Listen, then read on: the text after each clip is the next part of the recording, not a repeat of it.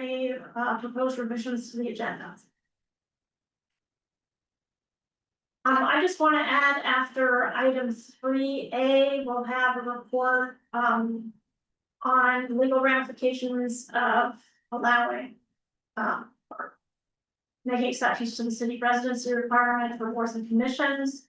That's just an oversight, like part B should be discussion of possible changes to allow people from outside the city, and then public comment. Okay, so we will go on with then the update section. And I don't know who from the clerk's office can give an update about public comment, like electronic signage. I can do that. So we have created the form, shown it to, I think, most council members. And there was a little concern about using the QR code from ITS. So we've tried to meet with them a couple of times and that has not worked out, but with the recent cybersecurity training that we had, I wonder if a QR code is just not ideal. We should just use a tiny URL. They're just getting hacked more, yeah. And so everything is ready to go in terms of using an iPad. I think that's probably ideal. I'm not quite sure, looking at the calendar, if this Wednesday is ideal to use to test it out, so. We let on. Oh, yes.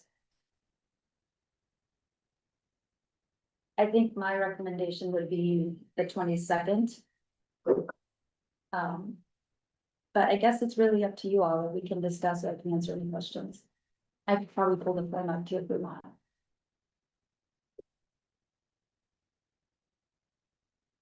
So you would be ready to move forward on the 22nd. We're ready now, but I think there still needs to be some discussion on who is gonna be managing calling on the people. Yes. It's ideally, we can set it up and the chair or president would be the one kind of queuing up the public commenters.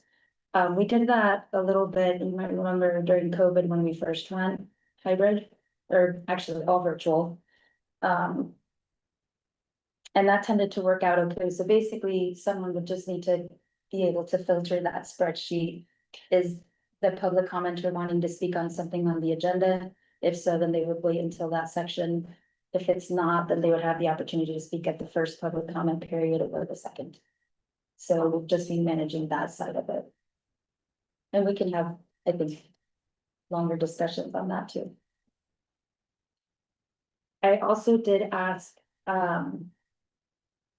facilities or public works if they had an iPad stand, which would be kind of nice because then that removes people from lining up at the podium and taking a lot of time to sign in. It's secure, it would be locked, so that's another plus. But before we buy one, we want to make sure that we're going to use this process and not continue with like paper, so. That's kind of where we are. I am okay with not going down the QR code. So if you all are, I think it makes no sense. And then we would populate the tiny URL in the chat. And really anywhere else we want to, but just for those folks who don't want to type it in, they would just come up to the iPad or computer. Great. Did you say there are 2 iPads Yes. available? Mm-hmm. So, And they're the larger ones, so I think that they would be ideal. We also have a computer that could be used. so as far as placing them in council chambers, do you think at the I don't know, Clerk's those are desk? details to be kind of ironed out. I do see, this is why I think the stand would be nice, because you could put it kind of like away, so it wouldn't necessarily be where the people are speaking. It could be over by our desk, by the media desk. There's a lot of options. But until we get some sort of stand or secure way, I'm a little hesitant to just put an iPad, a city iPad logged in. You know, it's tied to the clerk account, so I don't want someone to log off of it. Mm-hmm. So we're trying to see if we can borrow an iPad stand that locks. Basically, that's kind of where we're at. That would be my preference anyway, but we're welcoming any feedback. I think it would make sense to wait until the 22nd, once we have everything the way we would like to be. Especially if it sounds like everyone feeling comfortable too. Yeah. Yeah, I think that. We'll have to, like, between the president, vice president and parliamentarian, we'll have to work out who's going to monitor it Yeah, and maybe do a test run. I was gonna say there might just be a small learning curve of how to access that, how to filter it. I don't think it'll be difficult, but it'd just be a small adjustment. Yeah. That, you know, knowing me. I'm sure other people will be the same way. It's like, oh, yeah, right, I forgot, that's my job. You know? All right, I forgot, I have to do that. I think I'm gonna join, excuse me, and see if I can, share my screen, just to show you briefly here. What it looks like as a reminder, because it's just a sortable spreadsheet, so is it on the agenda? You'd sort it by, the no's first, because they would clearly be wanting to speak during the first, session. Actually, does anyone have an interest in seeing this? Or not? I'd like to see, Okay, if you don't mind. yeah, I have it ready to go.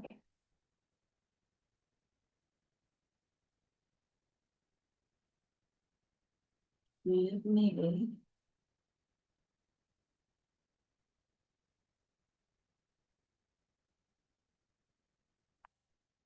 So the form. This is what the form would look like. More or less, it's always changeable. But there's a very brief intro name. We want to track if they're commenting via Zoom. There's other questions, but basically what I'd like to show you is the spreadsheet. Is that we will be able to see a little bit here. So then it'd just be a little prep work ahead of time. But as you can see, this is sorted by no's first, then yeses, and then what's nice is over here, it would tell you what item is on the agenda, and then the president could sort it that way too. Yeah. And as we use it, it could be tweaked a little bit more, so. Well, what's nice about a Google Doc is that even during the meeting, if people are still citing, Yes. you can still sort it easily Yes. into the And by, buckets that you need. and it's in a queue because it's time spent. And there might be hiccups, there might be, we call the wrong person first, and that can happen. And if the president wants to bounce back and forth between Zoom and in person as well. But what's nice about this from our point of view in the clerk's office is that we have the correct spelling of names. A snapshot, and I think it'll just make things a little bit easier in the long run. There's gonna be a learning curve, I imagine. But I think in the end, it will be quite useful. And I think other second class cities use similar type of public assignment systems. But yeah, I can share this, oops, wrong computer. I can share this if you all want to fill it out. Oops. How do I stop sharing? So the question of whether or not they're on Zoom is, you have to scroll to see that. It's still on the same spreadsheet, Okay, yeah. yeah. Scroll. And the other thing, sorry, the last piece I'll say about the form itself is we don't want to overly complicate it for maybe non-savvy users of technology, which we encounter often.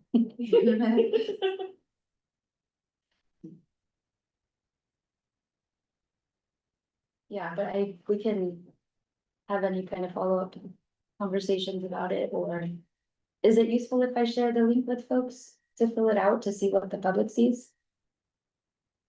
Council staff included? Sure. Yeah. Sure. Okay, I'll send that out. It hurt. Does council staff have any concerns?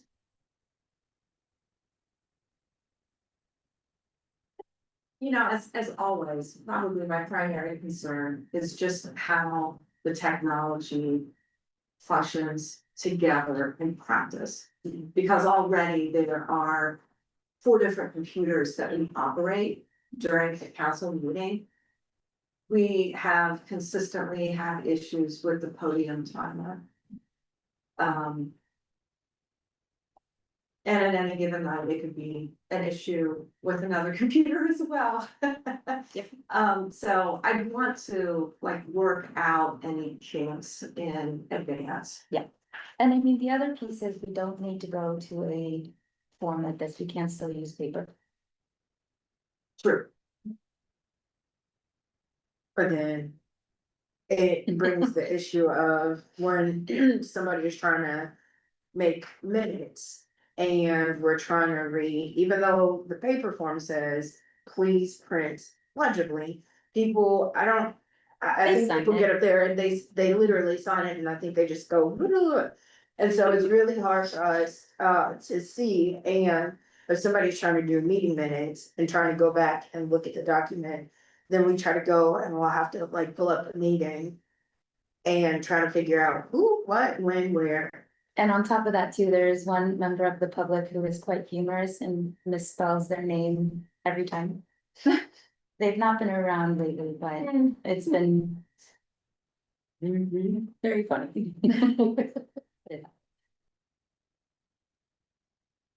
Well, I think it would be good if maybe Courtney, myself and Hopi did like a little practice Test run. and yes, Hopi will decide which of us is the primary responsible for this.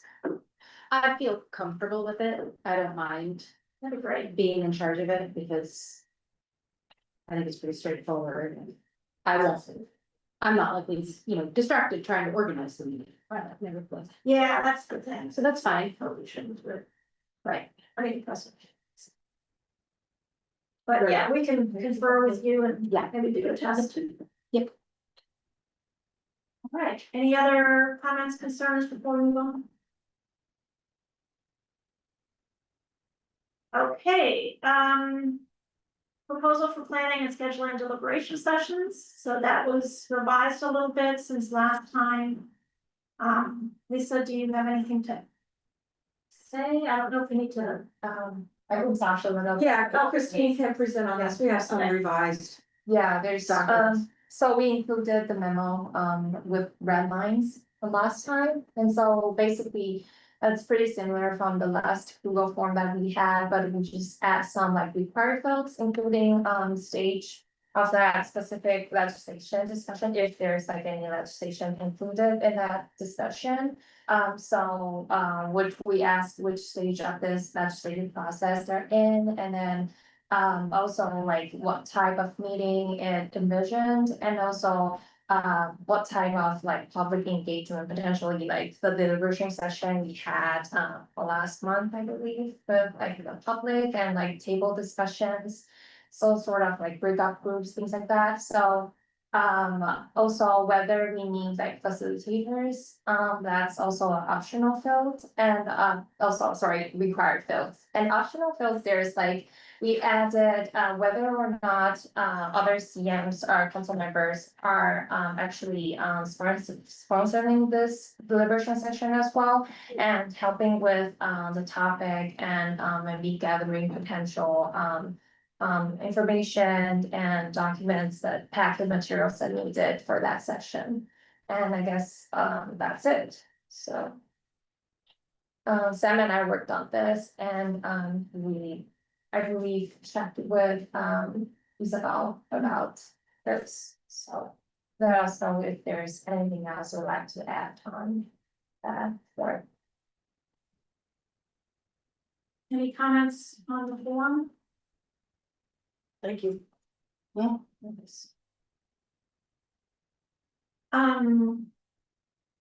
Okay, well, what's the next step? We were just send this to all council members? Yeah, I believe so. So, if this form is ready to go, we can send that out maybe in an email and then like having the document, like shared with council members. Well, that sounds great. Thank you very much.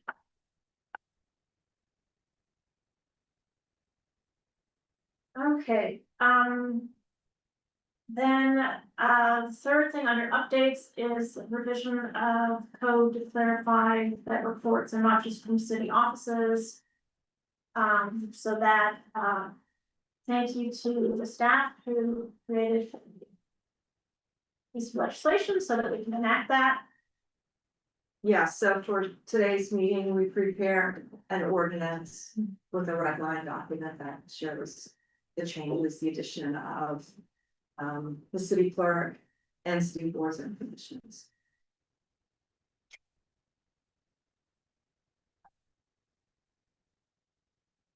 Anybody have any feedback on that? Does it look good to everybody?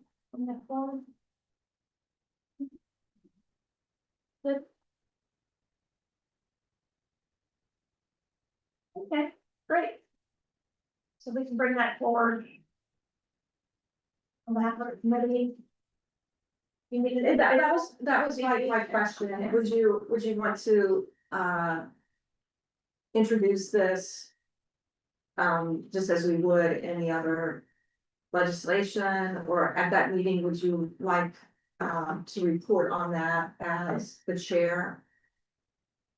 Before having a vote on it? Just hand over under first readings like we normally would any type of legislation. Yeah, let's see why not. Okay, Yeah, I mean, it'd be quick. Should go through all the steps we need. So for any small change after much discussion about possible other changes. often the law is like that.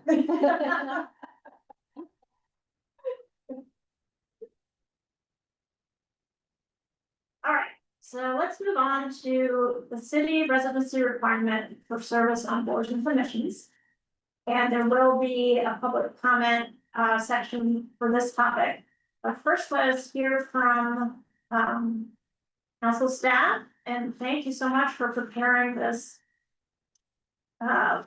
compendium of all the boards and commissions and what they do and what residency requirements apply. I'll speak to this initially, and then Christine can provide some additional detail. We spent a significant amount of time reviewing this and working with the clerk's office as well. As an overview, boards and commissions have been holistically reviewed, I think, in the past with respect to appointments of county residents. Largely when we went through and examined each board and each commission, it either had county representation in some form. Many of the boards and commissions do have appointments, or a county official actually makes the appointment.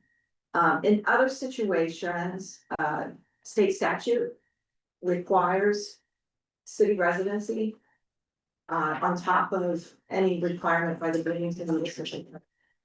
And then in other situations, we saw where there was an aspect of city finances involved, such that there could be a compelling argument for restricting appointments to city residents. Christine put a lot of time into this, so I'll let her speak to it in more specific detail. Well, yeah, and also thank you, Jennifer, for working this out Yeah. with us. So we went through basically all the boards and commissions, which is like 40 something that we have in our city. And so I won't go into all these details regarding each board or commission. But there's like some findings after looking into this research. So actually, maybe we can just go directly to the conclusion of this research, which is in page 22 of my research document, but I think it's on page 11 of the packet. No. I have it as 31. Yeah, 31, thank you.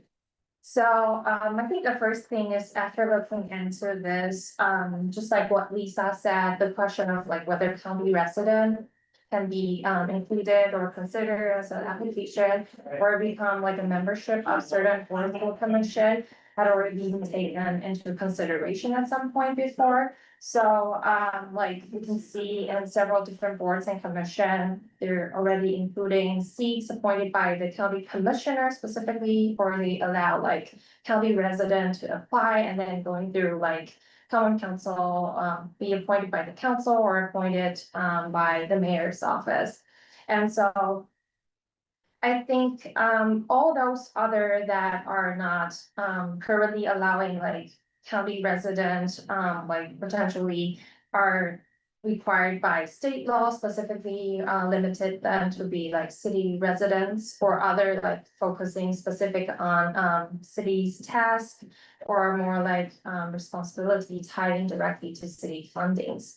So maybe that's why that although some of those boards and commissions restricted to specifically city resident only.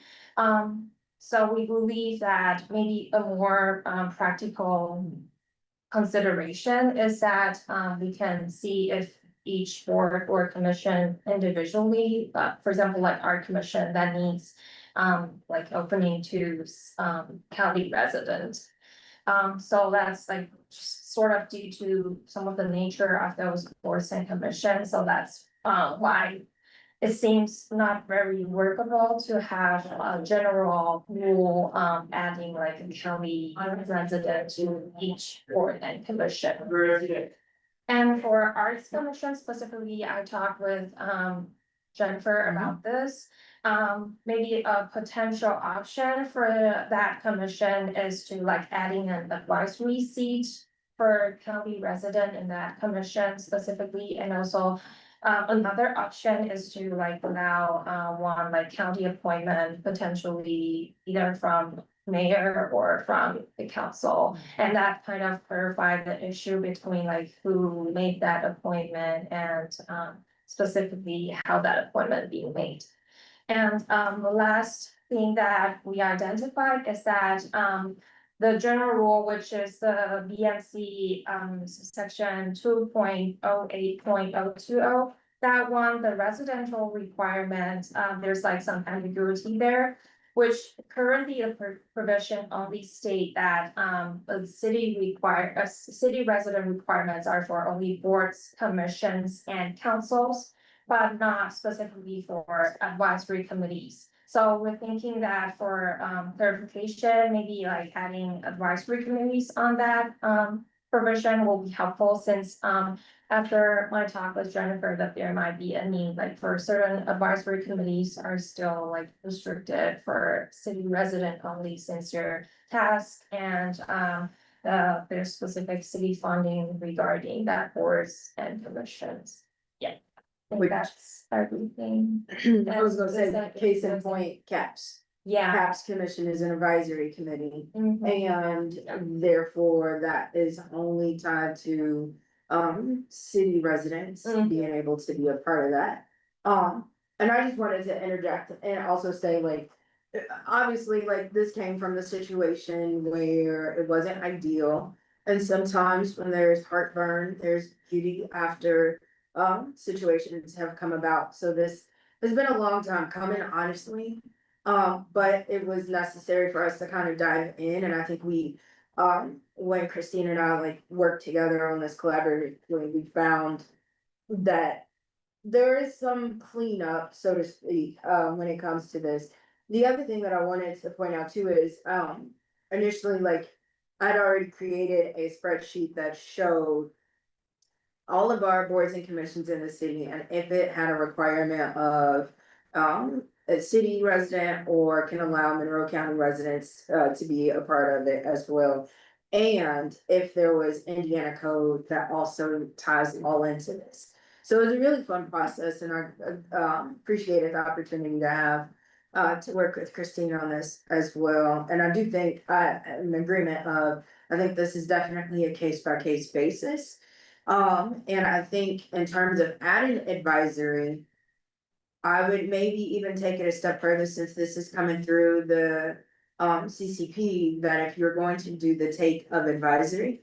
Then council should be the person to make the advice, like should have the advisory seat. My personal opinion, take it how you want, but I was just thinking about that, and that's not to say that we are adding. To the typical or let me rephrase. We're not adding more bodies to the board of commission. I think that was something else that we had talked about too, is if there is a vacancy, you can change that vacancy into an advisory seat. And obviously we know, and when I send out the appointments to people that are taking advisory roles that are council appointments, we also specify that you do not have a voting privilege and that this is sheer advisory. So we make that explicitly clear to everybody, and also it's updated and on board too. So when we go in, you'll see that it says voting seat, and then some of them say advisory, kind of like how CHLA, the Commission on Hispanic and Latino Affairs, has some council seats that are voting, and then some seats that are advisory seats too. So. One additional point to add is that, the spreadsheet that we are preparing actually just reflect kind of all of the research that is done here. And I think that spreadsheet helps to kind of identify like certain boards or commission that currently like with non county resident or like non-county commissioner appointments, and also like identify all like boards and commission that are required by the state law. So because we are still currently updating the spreadsheet, so potentially that could be put on our next meeting packet if we're interested in that. And then I just thought of it, one more thing, sorry, not sorry, so I think I mentioned this before to Councilmember Piedmont Smith when we discussed it. And I know that Christina and I had a conversation about this last week. The residential requirement is in a very odd spot in the BMC. So when I'm regular G.I. Jane and I wanna go in and I wanna take a look at, you know, what's happening and in terms of what qualifies me as a resident and a community member here in Bloomington, I would assume that I would go to the code and go click on boards, commissions, and councils. However, when you go and do that, it does not specify residency requirements. It's in a very weird spot. And it is in the executive branch area under general provisions. And that's where somebody can see where your residency requirements go. So when we had a lot of input rather on what happened with the appointment to the Arts Commission. People did not know where to find this, and so it basically left people to the imagination of, well, I don't see where this requirement is because it's not here. And only, you know, us nerds that look in code a lot every single day and know about heart, know exactly where to find it. So I would also, you know, recommend to, I know Title II is still in a work in progress, but this is definitely a blaring thing that should be looked at as well. Thank you. Mhm. Yes. If you were to revise that section, where the residency requirement currently appears, would you also amend that portion of the BMC that includes the removal process? Would you put all of that under boards and commissions in your? Yes, I would agree. And I think we talked about this earlier this year when it came to some other council appointments, because it's not made clear under that particular part, it talks about how, you know, the person that is an office of the mayor appointment can be removed for just cause. However, there is no really rhyme or reason when it comes to council appointment. And there's really it's not clearly defined in code like the process for that type of thing. And I think that's definitely something that could be put in code for everybody as well. I think the language, even though it's embedded in the executive branch. Applies also to council appointments, all appointments, the language refers to all appointments. I can only speculate that maybe. The city appointments are housed under the executive branch because. Often, boards and commissions are associated with the executive branch. Yeah. But I agree that putting all of those requirements and all of that language under boards and commissions makes sense. I've not talked about that with the legal department, however. I don't know if they have a different opinion. The problem with that is that not all boards and commissions are in the same part code as far as I recall. Are some of them under CFRD, Yes. some of them are. Under 212, which says boards and commissions and councils, and those should all be there. Anyway, so I'm not sure. See, once you clean up one thing, you just know, another thing. Yeah. So true. So, but focusing on the residency thing, what are some reactions?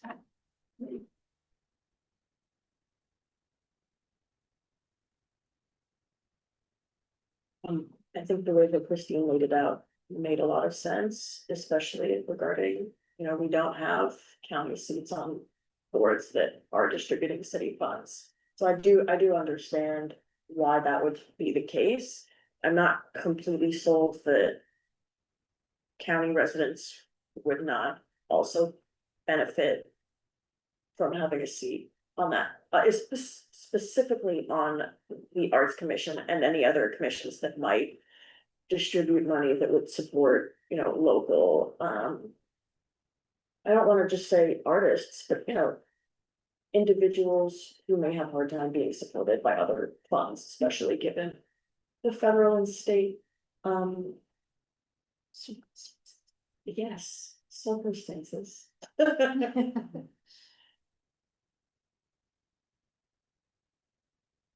I agree, yeah. I think it makes sense for some representation, obviously in certain areas. Not. I think honestly, the affordability issue of the fact that there are a significant number of residents in Monroe County that would live in Bloomington if they could afford to. For me, like, that is a little bit of a policy failure that doesn't necessarily like rest on anyone's shoulders, but it is a direct result of Bloomington is an expensive place to live. There are quite a few people in the county who would love the opportunity to be able to contribute in a positive way to the city. I think my initial, I appreciate all the research and information, help us think about this. My prior input on it had been that my gut was to prefer a uniform approach. It seems like that's really not feasible for a variety of reasons. So even if it is like a uniform approach, that would be to like a subset of commissions for which we ultimately decide like this is a good idea, maybe just like 5 or 6, but like still taking maybe the same approach with those 5 or 6, whatever it is. So that's one takeaway. I think y'all present a compelling case for why Canberra needs to apply a blanket rule. Second, I share some of the thoughts just shared by public committee members, and I'm sort of mixed mind on this, and I think maybe another reason why some case by case consideration is needed, because I do have some hesitancy at times with when we have political units for a reason, the same way we don't let an Indiana resident serve on an Illinois redistricting commission or something, right? Like, it's just like, that's a different context, it's state, much more stark, but like, you know, there's always a case to be made for neighbors having input, and so I guess I do get a little wrapped up in that sometimes, like, you know, it depends a little bit on the subject matter, it depends, and I think ours is kind of innocuous, and like, the most, I don't, like, not to say insignificant, but just like, that's not an area where I have a lot of concern about Kent County, resident participation, also like. Some of those concerns are probably mostly in the realm of the theoretical and not the practical, so I'm mindful of that too. Which, all of which to say, those are kind of my thoughts on it, I'm curious, yeah, to think through with the committee, like what a good next step would be, to keep advancing this conversation. Also curious if the decision from the mayor's office is still, what I understood last, meeting to be sort of a uniform opposition to this. But interested to hear more, so. As a legal matter, we didn't see a reason why a county appointment couldn't be added for the Bloomington Arts Commission. I mean, that's kind of where this started. And you have the commission telling you, it seems that like their pool within the city isn't big enough to potentially come up with appropriate candidates. Did they say that? No, I would say our experience, and I'm on the committee that agrees with Arts Commission, has been quite the opposite, actually. Like Arts Commission is consistently a commission with a lot of high quality applicants and a lot of interest. That's true maybe of some other commissions. But I think it's about the perspectives was my understanding. Okay, but I thought there was a reason why they were supporting including a county. Yeah. I think some of the, well, they expressly named affordability as a barrier to access for some Yeah. folks living in the city, so like, I think it was about diversifying the pool of potential applicants in the interest of getting more perspectives. But I just wanted to note that as distinct from whether or not we have an adequate number of qualified and interested applicants. Yeah, no, I think, but if you want to add a county appointment to the commission. I didn't see anything in the code that through that. Right. And it doesn't seem like they're handling city funds, for example, large amounts. I mean, are they the deciding entity or a recommending entity on grants? I thought they did They decide. decide. They're deciding. They I decide. mean, yeah, they're our thing, but. Again, And it's not like public works, yes, this this is true.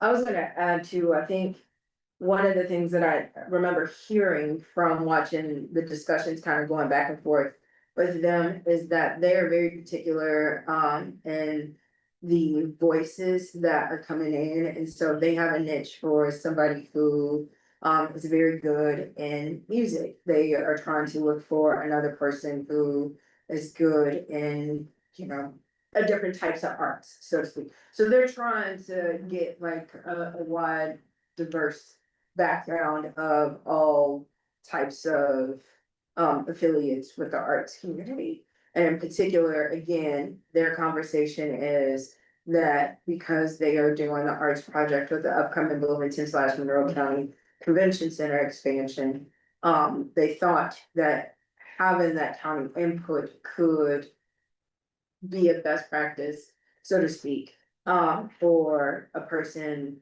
from the county to give input. And so instead of giving, that particular individual voting privilege, it was thought of as maybe you can add an advisory seat. Julius, do you have anything to add from the mayor's office? Sure, should I come up with a Yeah. summary is? Thanks.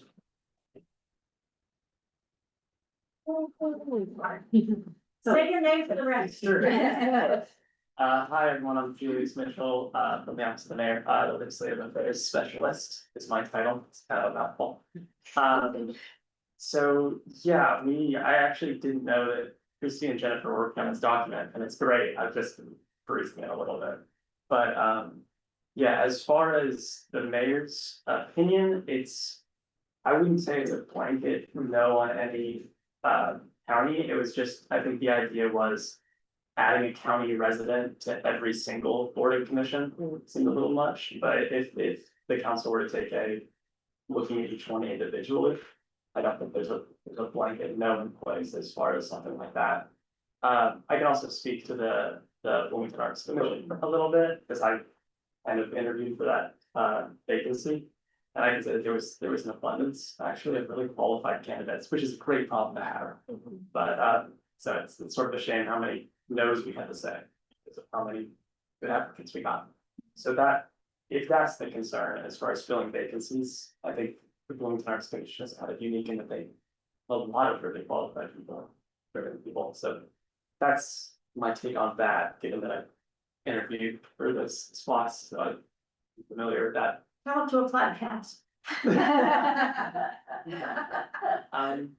So that's, I guess, the extent of it would be like, if we were to look at these from an individual perspective, I don't know if the mayor has a. I don't know, one to take on that. But, yeah.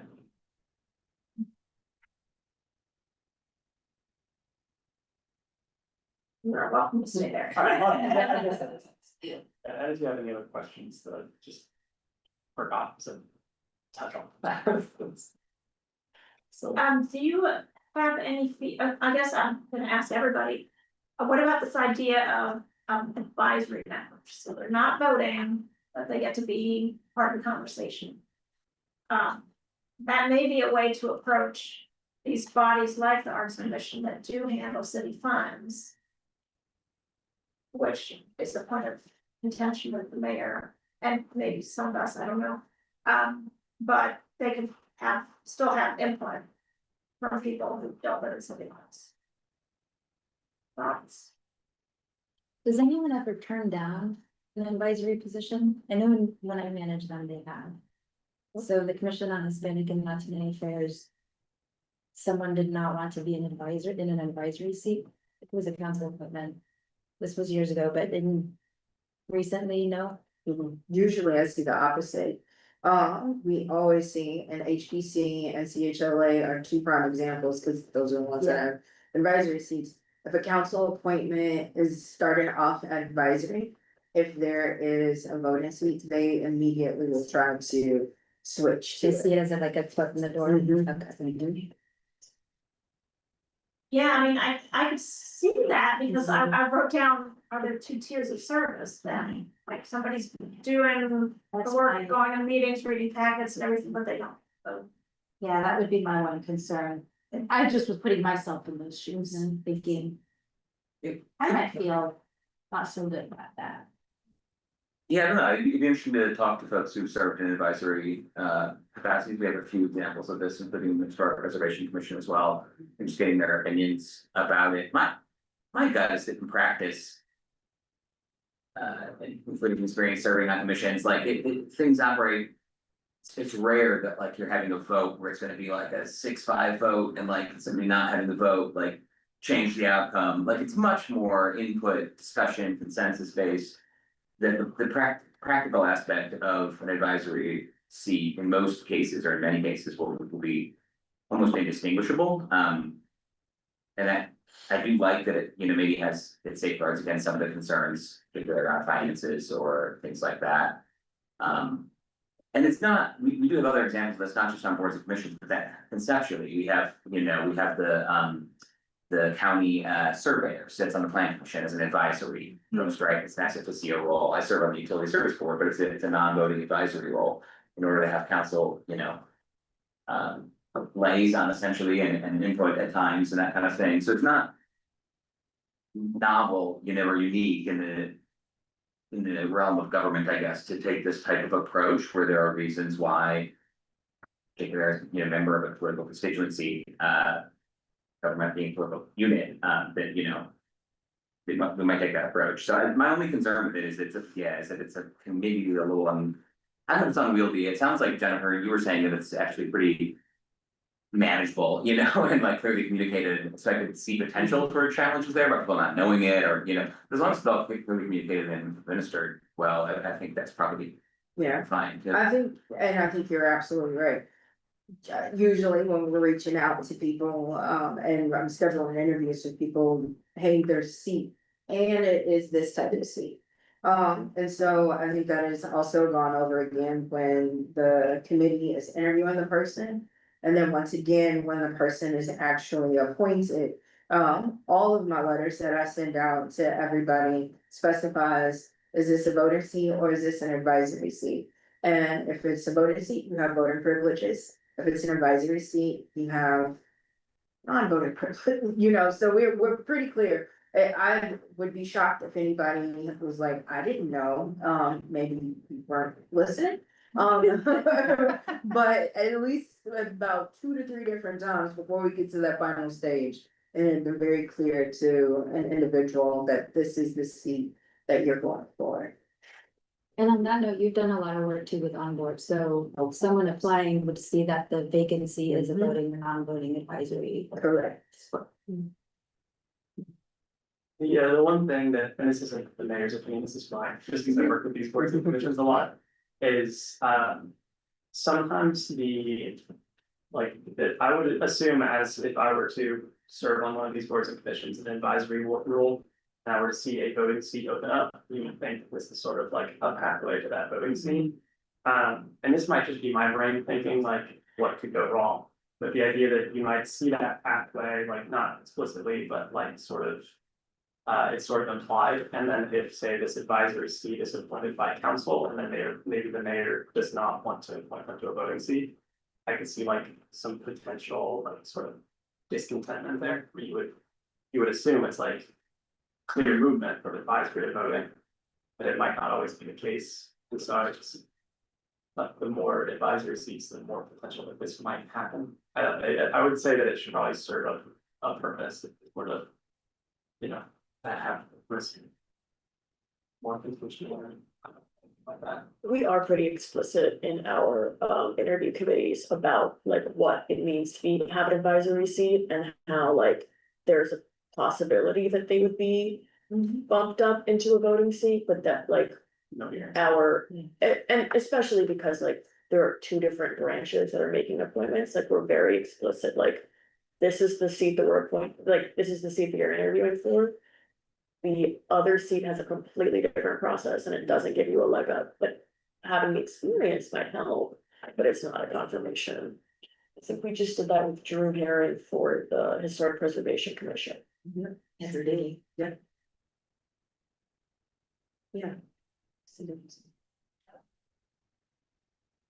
Which bodies currently have advisory seats, the HPC and what else?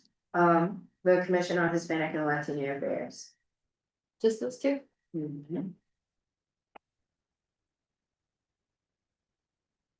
Is there a section of the code that describes what an advisory seat is? It's, And Jennifer, does it make sense? No. Because I think I looked at this when I was trying to figure out how all of this council appointment seats for the HPC were advisory seats. So, and it talks about how you can have, like, council can have no more than 4 advisory seats, but it doesn't really go. I think it definitely should explain that, which is another to update. Well, for the HPC, I think it's that way because for state code, the mayor appoints them all. Correct. Voting. Correct. So the only way to get also input indirectly. And then for the CHLA, how many seats are there? Ooh, I think about 3. Let me go back. There are multiple.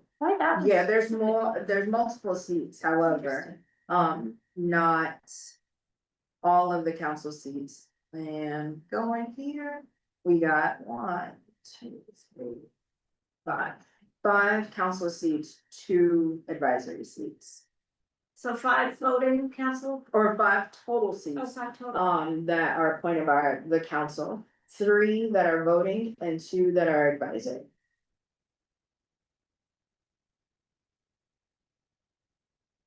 Does anybody know the history of the advisory seats on the Hispanic and Latino affairs? Did you say 2 voting and 3 advising? I know. the other way around, so 3 voting and 2 advisory. And I tried to do research on this by looking at ordinances from years past, and I couldn't find anything. Like. I'm sure, obviously, there's a rhyme or reason for somebody doing something, but I couldn't tap into the reason. Hmm. So how would you all like to proceed with this? We could have 2 people work on it and bring a proposal next time as far as, you know, which commissions might have advisory seats, or we can just put it, we can just further discuss it. I don't know how you all want to proceed. Christine, do we already essentially through your research have a subset of the boards and commissions for which this might be a good question? That we could kind of, Yeah, actually, we do. Yeah. Discussed about this, maybe something like putting it into a spreadsheet or just like an overview of all boards and commission and what we identified, like. Yeah, like, it seems like we need to have a handle on, like, is it 8 commissions, 11, like, what is it? And once we kind of narrow the set, then we can at least figure out, probably like a uniform approach to engaging them all to ask whether, like, to inform them on what we've been thinking and ask them whether their thoughts are about it. Does it need to be dispositive? Obviously, commissions change over time with their makeup. Ultimately, it's, our responsibility to decide what should go in code, but I think that could help inform. Because there might be unique advantages that those commissions have, just like the Arts Commission, for why it's so good idea or bad idea.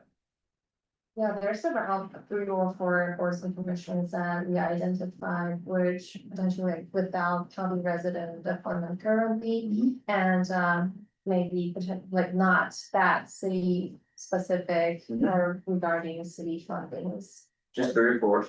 Yeah, around, so not much. That's manageable. More manageable than 11. Review the list Yeah. from agreement, I do like the idea of reaching out to those specific boards and commissions to get their feedback on what's your unique perspective. So what happens when someone lives in the city and then moves to the county? Or vice versa? I guess vice versa wouldn't matter as much. No, Right. Yeah, that's a good question. I mean, I think we should let them Sort out the term, yeah. Count of 2 years, that is. Yeah, but I would agree. Risk in some cases. No, I mean, yeah. And the Bloomington Municipal Code states. Mhm. That you have to be a city resident. And what does it say? Does it address the question of if you? No, No. No. But there's the no way to information stop. has to be immediate. Right. And Yeah, that was what I was there's thinking, something to be to honest. the effect and that's that right, you're if testing to you that, leave, the then- PO And box, then when you tested, it was accurate. right? But what about a PO box? actually, code does specify what needs to happen. Again, nerd here. I have it already pulled up, so in that weird wonky spot under executive branch general provisions. It does say, in the event of a member of a board, commission, or council no longer resides in the city, the member shall resign immediately and notify the appropriate appointing official or body. So it is specified, it's just in that weird spot that we discussed earlier. What number is it in here? It's after residential requirement number 3. Oh, I see it. And this comes up periodically, even in the year that I've been council attorney and just this year. I've communicated with different board or commission members on this very topic. So for next time, we could just have a list of the 3 or 4. Where a county may be appropriate voting or not.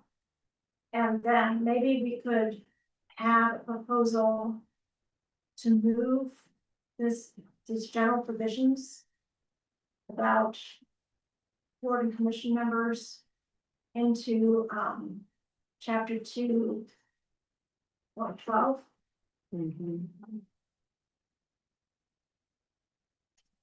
Math, work on that. A lot of them. Yeah. We can talk about it after the meeting, sure. Does that sound like a good plan? Next time, then we can talk about those for next time. And then you want to be included. Yeah, that's what I was just about to say, like, Yeah. as my role, with communication and outreach, I typically try to reach out. Well, I don't typically, I do, reach out to, staff liaisons and whatnot. I can take that if there's only 3 or 4. And can work with Christine, and anybody rather for, like, to let people know what thoughts are in terms of opening, a particular seat up to a county advisor. You could invite them to our next meeting.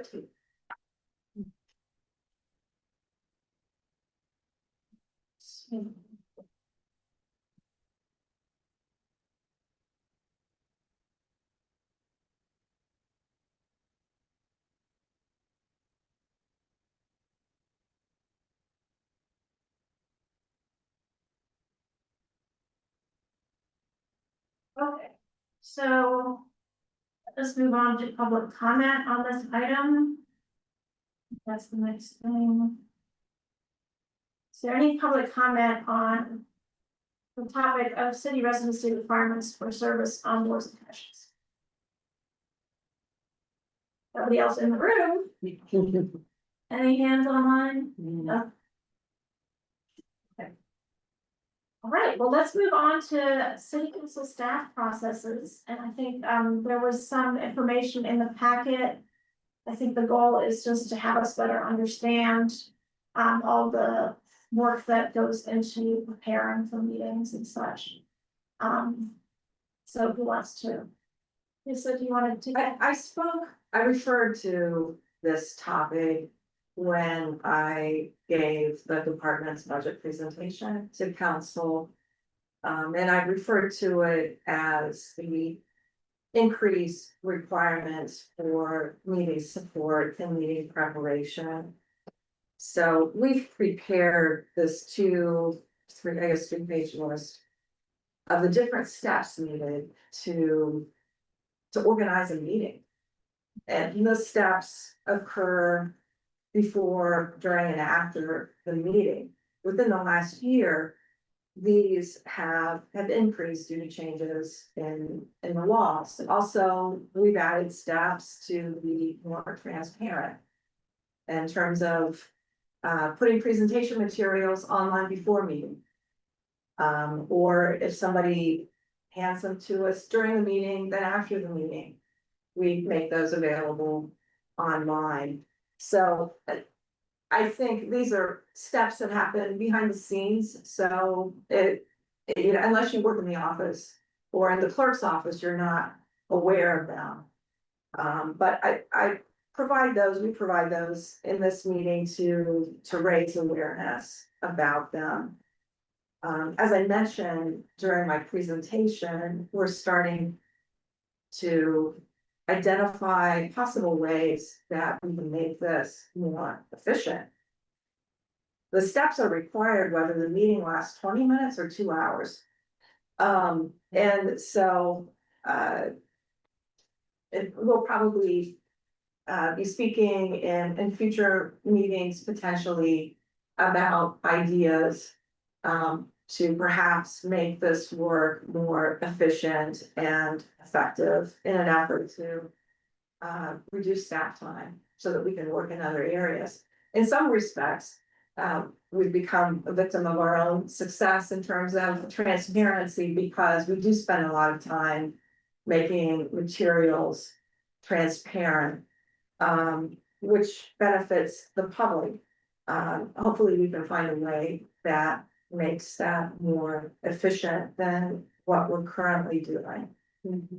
This list does not include accessibility, different tasks that we need to perform to make documents accessible And we've started really to work on that in earnest, within the last month to 5 weeks. And that's something, the accessibility component is something, we'll explain more about in the future, because, that will affect council in terms of policies potentially that council might need to adopt regarding, what form of documents we receive before meeting, whether they're accessible when we receive them. I think we'll have to set certain requirements on that, because the law will hold council responsible, for it. And this list doesn't include also the various steps that we go through, for the packet preparation. Colleen started a really helpful and informative list of instructions, that we use internally, and how to make documents, how to prepare a packet. And, it's what Christine maybe 26 or Yeah. around 30 pages. pages long. So, you know, it's quite a process. And we do it, it's certainly doable. But it does add, to our workload. Is there anything you'd like to Yeah, add on, Christine? I think we probably covered everything, just one thing additionally we're thinking like is to create templates, what the accessibility requirements that we're currently working on, so. Evan, our second folio fellow is currently preparing like potential, just templates for like agenda or like meeting notice or, legislations, ordinances or resolutions, so. Hopefully those for like make our office more efficient on preparing these meetings. And also, we are trying to identify some of the deadlines internally for like maybe submitting.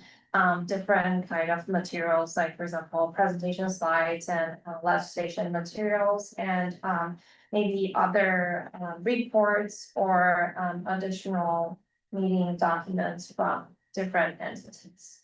And so these are some possibilities that we've been discussing and potentially will have some. When Christine talks about templates, she's speaking about, a particular type of template that in and of itself is accessible. And in fact, I met with Corporation Counsel last week, suggesting that our office make those available to the legal department to use when they prepare an ordinance or a resolution. You can also share those with other departments too. Like the planning staff, for example. So, we're happy to have other departments benefit from these templates that we're preparing as well. It may save them time. There are different layers to the accessibility. You start out with a template. And then, you apply different applications, when you're actually preparing the specific document. Okay, So we don't need any action from the committee at this point. Simply wanted to start the conversation about this. I think, we'll put accessibility on the next meeting agenda, just to describe what this new law entails. It goes into effect in April in 2026. As a result of that, like I said, I think we'll need to prepare, some policy proposals for council ultimately to review. And, maybe adopt, we'll have to think through that. okay. That would then become part of the administrative manual we're envisioning as we move through Title II. Yes, but for example, I think council should have a policy in place that would apply to third parties. who want to present materials. In fairness to council and to the public, those should be presented to us in a format that is already accessible. So that we are not burdened with doing a remediation for each of those documents. And then ultimately, I would foresee, and we've already started this, a section on one of council's, web pages that identifies various policies, including the accessibility policies. And we've been speaking, with the office of the mayor with respect to the website. But what are you calling that now, Julie? Is the website overhaul? What?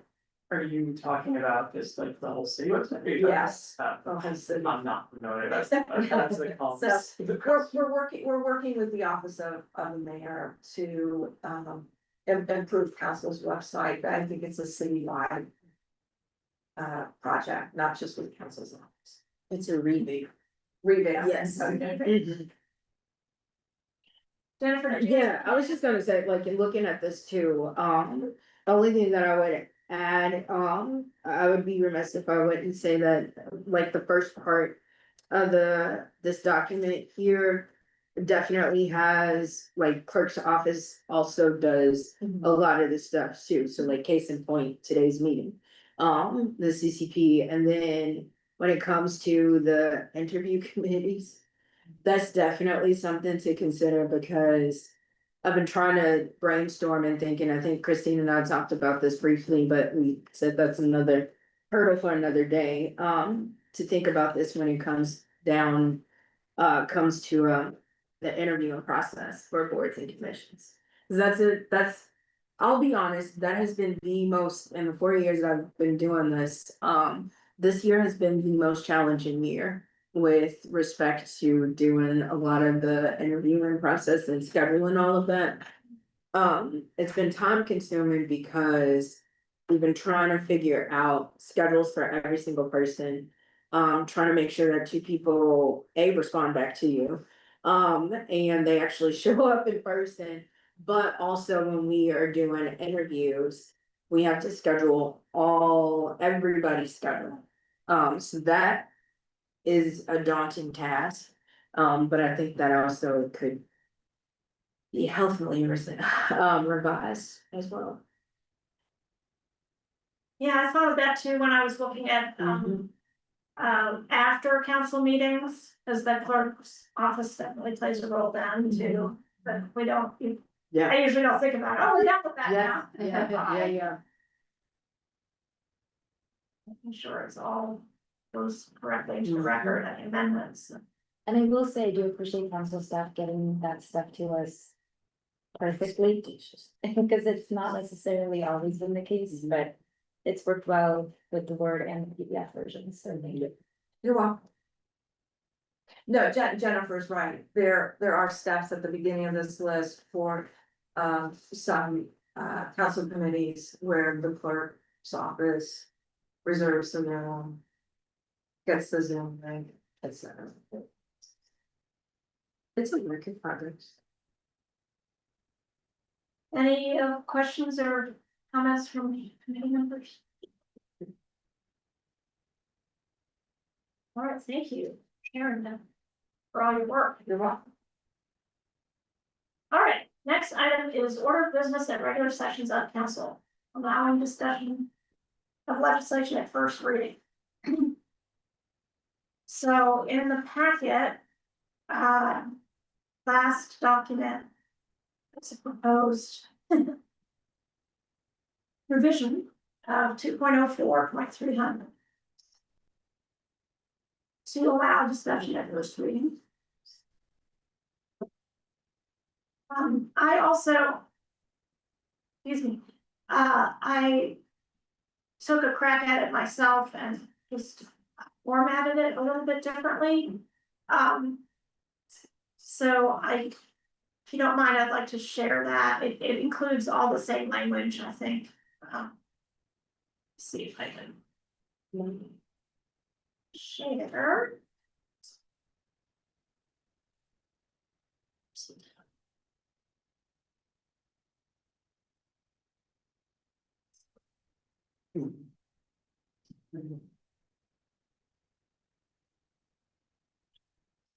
Okay.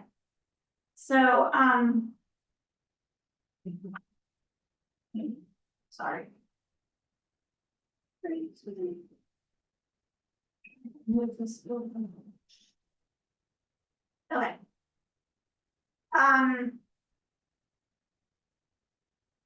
So I was looking at this like, A is for ordinances and B is for resolutions. And I think staff was kind of looking at that way too, because you combined the old item B in with A. Because that was all having to do with ordinances. True. So instead of, starting with a dependent clause, I thought we could start with every ordinance. Shall be given 2 readings before a vote may be taken on this passage unless there's unanimous consent of the members present to proceed to, I don't know about such a vote, to proceed to a vote after the first reading. In that case, a 2/3 vote of all elected members is required to pass the ordinance. So that's, I believe that's the same language as in the staff version. Can we zoom in a little bit? Yeah, Oh, sure, I'm I'm sorry. gonna take a moment and see if I can make it. Does anyone know which is a full screen? Yeah. That's fine. That's better. But the sentence starting with a 2/3 vote, that is lifted from the Indiana code. I don't think there's an issue in changing the sequence of, and the phrasing. The Indiana code doesn't refer to first readings or second readings.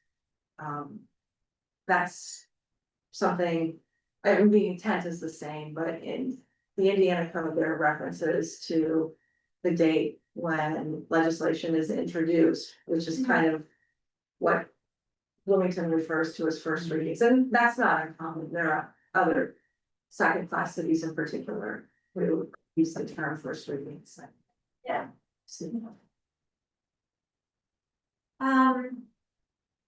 So then, the next, text in black font, an ordinance may be debated and amended at its first reading. And then I added and at future readings, just to be clear. And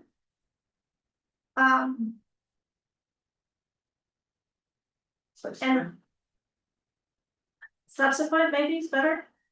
Yeah.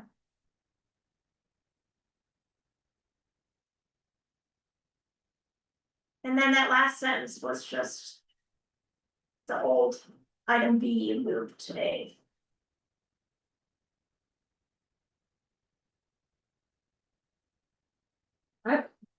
I always took, I'm sorry, Please jump in. I always took, the unanimous consent for title and synopsis only to be as opposed to reading the ordinance in full, which would be the default. Is that was my, like, that's just what I was assumed that section of code meant, that like we would actually read the whole ordinance unless all members said we're gonna do title and synopsis only. I don't know if that has an implication here, but some of the edits made me think that wasn't a common understanding. Oh my god, so I was curious. Yeah, in fact, we asked a similar question when we were reading this. Like, what is the purpose of unanimous consent? The thing that concerned me was if it has to be, it makes it sound like there must be unanimous consent for anything to be introduced. Like any one council member potentially could block the introduction of legislation by just voting no. Yeah, it's not, definitely not that, and never has been that, and it is. It's just that it doesn't actually specify what the alternative is if you don't have unanimous consent for title and synopsis only. And my assumption is that it's actually a full reading of the ordinance, that's. And if somebody really wants it to be read into the record, you know, and for people to hear what's in this thing, you know. That like there was always this safeguard any one member could essentially demand that the ordinance be read in full. I consider exercising that right a few times. I haven't. Reasonably and reasonably, obviously, but you know, It's not in the Indiana code. yeah. We talked about that internally. As staff, so, and I wanted to make sure today to point out. This concept of unanimous consent and what it means to you as council members. Yeah, I've always seen it where we use it. I mean, in the same way the chair might, you know, simply, announce something that would normally be a vote for efficiency's sake. Saying, you know, provided there's unanimous consent, I propose we limit debate this way, something like that. It's just like, you know, it facilitates moving process along while protecting the rights of the minority viewpoint, essentially. And that's, I feel like how it's always been used here as well, and we do. I mean, both Roberts has, you know, unanimous consent for that purpose, and we've used it in other contexts for that reason. So I don't know if it's necessary strictly, we could just specify that, ordinances, you know, should be read by title and synopsis only, and that's just how we do it. Kind of thing, That's. And that's that's language too. right? Yes. I guess the key word is in the old language is only. Read the ordinance by title only, provided there's unanimous consent. Which then leads to your interpretation that the alternative is to read all of it. Mhm. But I never thought of it that way. Curious if Clerk Bolton has a perspective on this. That was how I was trained. Yeah, same, That- same structure that Yes, I that if it was not specified title and synopsis, it was the entire legislation. And you know, and this discussion kind of leads into the consent agenda also, because some municipalities. Will use consent agenda for first readings. So, I mean, there are many different options. I assume they're not, having any discussion of those items at first reading, if it's just, if the consent agenda is just being used for introduction. I would need to go back and look at their procedures. But yes, I would assume there would be no discussion, and of course, I think generally. One or more council members can take that legislation off of the consent agenda during the meeting. If there needs to be discussion. Right. So then I add something here under the next section. I don't know if it's necessary to add this, but. The next section said that a majority vote of members shall be necessary to adopt any resolution, order, or ordinance. But we just said that you need 2/3 if it's introduced. And voted on the same night, so, Only for ordinances though, so that's a state code requirement. Yes, right, so I said that here, if there's a vote on ordinance on the same day or at the same meeting, I just repeated the language that we had in the. Oh, okay, Earlier yeah, paragraph. but, sorry, I was still looking here. I did that like 2 hours ago, so I haven't thought this down. Sorry about that, so. I don't know if there's,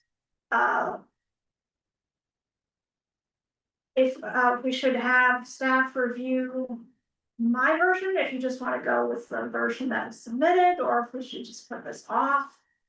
I- I'd like an opportunity to review. Yeah, I think that's good, yeah. Do other committee members think it's worthwhile for us to consider the new version? Just as long as staff reviews it first, we'll consider it next time. Yes.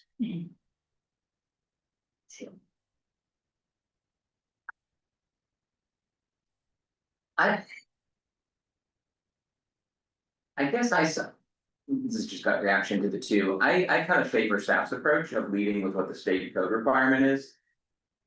Rather than like leading with this idea that we're gonna have 2 readings unless. You know. I don't know, like I feel like the governing thing here is kind of state code and then. The change in practice is really about whether or not we're gonna allow ourselves. And under what conditions we're gonna allow ourselves to debate and amend things at first reading. There may be a situation where council really wants to adopt something on Right. first reading. And you may feel like you have no choice. We've done it, yeah. Sometimes things are really time sensitive, it's not controversial, like it just had to happen this way for a certain reason, Just the. Looking at it from a layperson's and not a legal perspective, just reading this. It's like, okay, this is where I'm looking in code to see how ordinances and resolutions are read and. And starting out about this exception of 2/3, yada, yada, yada, it's like, you know. It's already making my head spin before I even get to the main thing, which is that an ordinance. maybe, You know, what if we led with I don't the, even remember what the main thing is now. what if we led with, that under, like, Given two readings. normally that, simple majority is required to like pass. Well, that's in this 204, Okay. the Yeah. separate section on votes. Maybe flipping the order actually then helps too, to be like, this is kind of the normal way things are done, and here's the special exception. I don't know, that was just my variation, I need to spend more time with it too, if you could also send it around. Yeah, I'll send everybody my version and we can have. Both versions vetted by our legal and then we can talk about it again, yes. Is there a part of Indiana code that combines those two? Like, why is it separated out? In our local code? Or is it separated out in Indiana code as well? Which part's So separated out? reading versus vote required? Like, does IC 36-7 also? There is no mention of readings in the Indiana code, so that is unique to Bloomington. So then could these two sections be combined? Potentially, you know, To make it simple? the resolutions are separated out. And I think it's important to like draw attention to each of those separately. I mean, the vote could be combined with the readings also. I think we were trying, since we're hopefully going to amend all of Title II, we were trying to minimize I the see. amount of Okay. changes now, but maybe that's not possible. Maybe we need Well, to that helps me expand understand, yeah. what's being amended. And, yeah, I do have to ask for permission. Go ahead. Okay, yeah. I think, correct me if I'm wrong, and part of the intention of this was to cut down on some of the like lengthier discussions, right? It was to like streamline this approach a little bit. Upon reading this, it seems like it's just opens the door for like two discussions of the same item.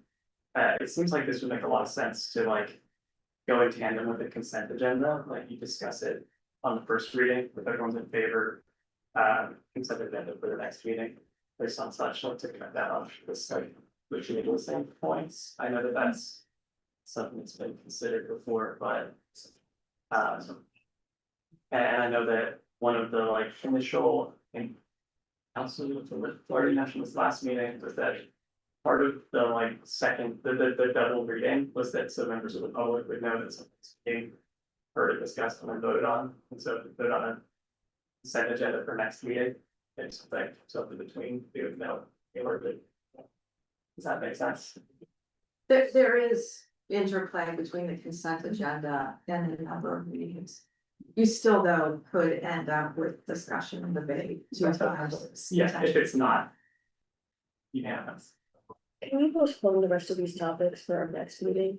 Courtney and I both have hard stops at 1:45. Yeah, we need to go to public comment and then adjourn. So yes, we will take these up again at our next meeting. Is there any member of the public who would like to comment? Either on discussion of legislation first reading or any other items?